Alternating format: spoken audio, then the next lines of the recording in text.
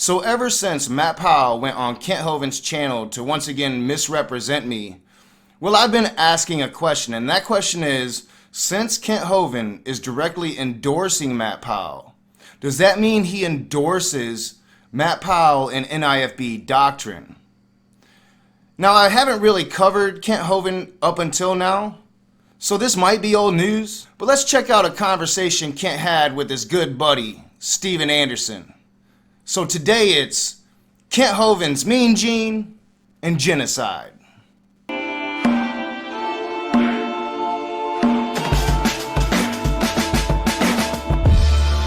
But first, I would really like to thank my patrons for their support. I'm going to be making a new Patreon slide tomorrow, so if your name isn't on there yet, it will be. It will be updated tomorrow. And soon, I will be adding a whole bunch of new Patreon work to that page. So if you're interested in joining Patreon and becoming a Raging Atheist patron, link is in the description below. What is up, you heathens and demons, you beautiful, blasphemous people? Welcome back to A Raging Atheist.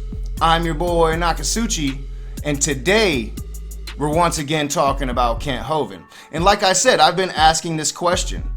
Since Kent Hovind is directly endorsing Matt Powell now, since Kent Hovind has a relationship with Steven Anderson, does he hold those same beliefs? Well, one of you responded. A good friend responded, and they sent me what we're going to be watching today. And like I said, today we're covering the Mean Gene and Genocide, and this is Kent Hovind, and this is the answer to my question. This is something that almost no Christian that you talk to seems to understand about how our criminal justice system is completely unbiblical. And that... Brother, go ahead. I am so embarrassed that it took me 40 years as a Christian reading my Bible to come to that same conclusion. I was one of those guys out there that, rock rib fundamentalists, right-wing radicals saying, look, we didn't lock them up and throw away the key kind of stuff, Tough on crime, tough on crime. I was there. I was with them. I still believe we should be tough on crime. However, we're doing it totally the wrong way. Our system is completely unbiblical, and the solution is so simple. That's right, folks. Kent Hovind's solution to the prison problem in America is going to be biblical law.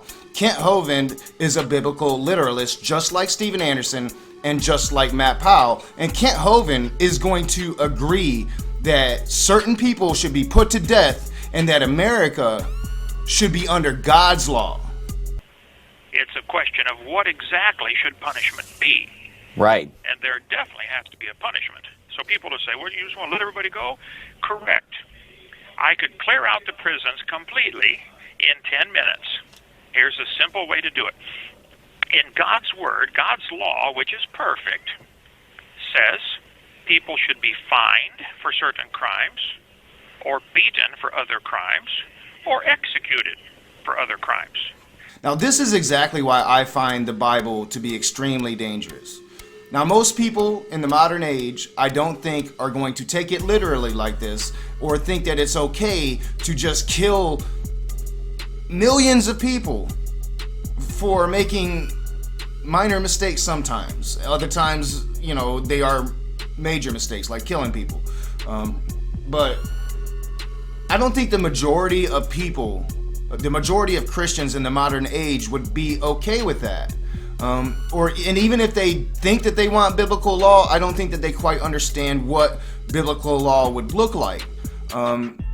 But Kent Hovind and Steven Anderson knows what it would look like, and they actively call for it. And it's going to be clear. I mean, they're going to be calling for it. Let's continue. Let's talk about all the other crimes that God punishes by death. Now, I've studied the Bible, and I made a list of 11 crimes that should be punishable by death today, according to the Bible. And in fact, when the Massachusetts Bay Colony was founded, they punished these by death. Why don't you throw a few at me, and then I'll see if I can complete the list of crimes that you think today should be punishable by death, according to the Bible. Oh, great. I mean, oh golly geez. Oh, Jesus. Let's play a game. Let's have a game and talk about all the ways we can commit genocide in God's name. Okay, well, according to the Bible, murder should be punishable by death. Right. Killing your father or mother, Exodus 21:15. That's punishable by death. Kidnapping, Exodus 21:16, is punishable by death. Cursing your father or mother, verse 17, punishable by death. Causing someone to have an abortion, in verse 22 and 23 of that chapter, is punishable by death. If you kick a pregnant woman and the baby dies, you have to be killed. Vehicular homicide. I would look at the talking about if your ox kills somebody else, then you are responsible, especially if you were warned, didn't keep it in.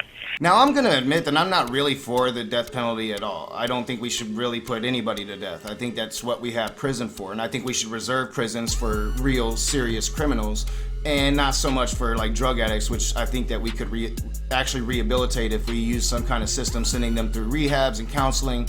But that's a different conversation. Some of those, I mean, I think society would find acceptable to put to death, especially, I think, murdering somebody or murdering a lot of people. I don't think our modern society would allow you to put a child to death for saying, "Fuck you, mom." I don't think that that should happen.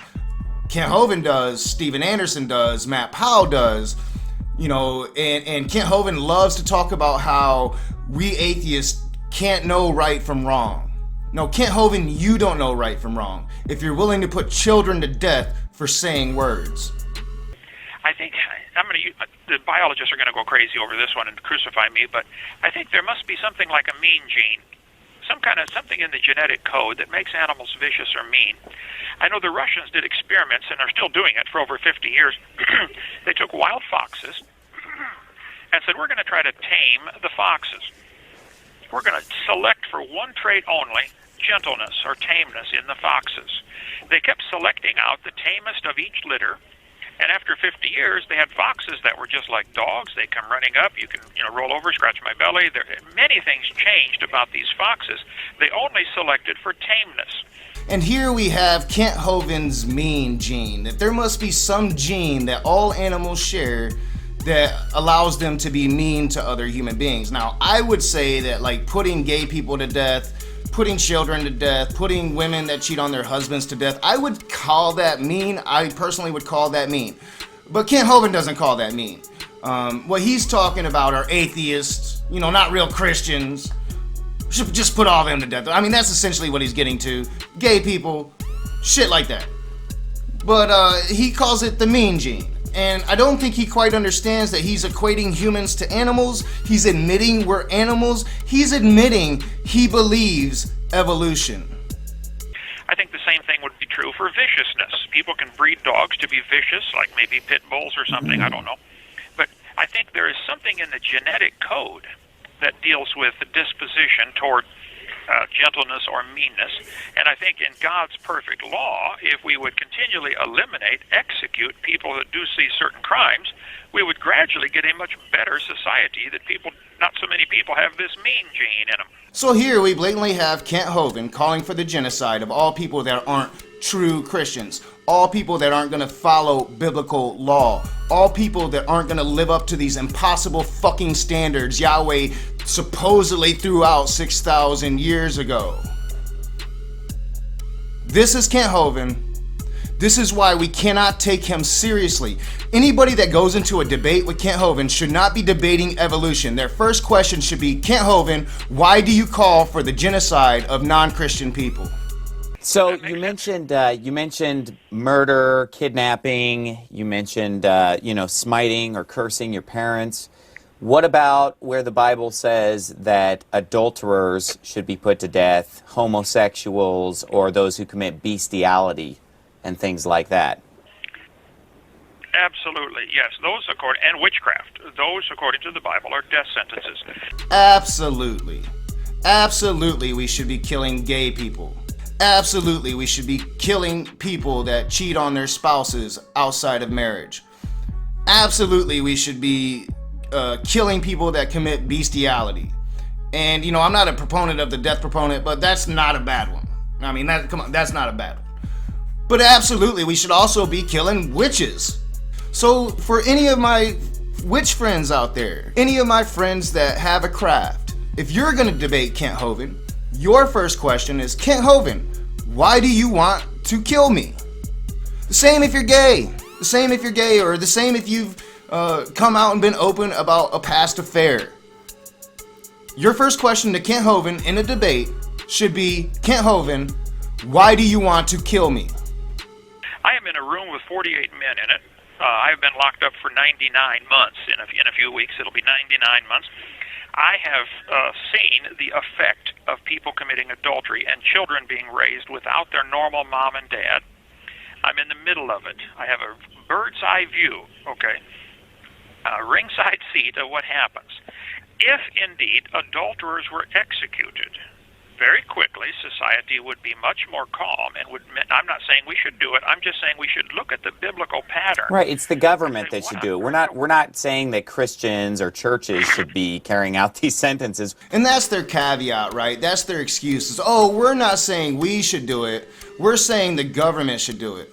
So they're admitting that they're trying to change our democracy into a theocracy.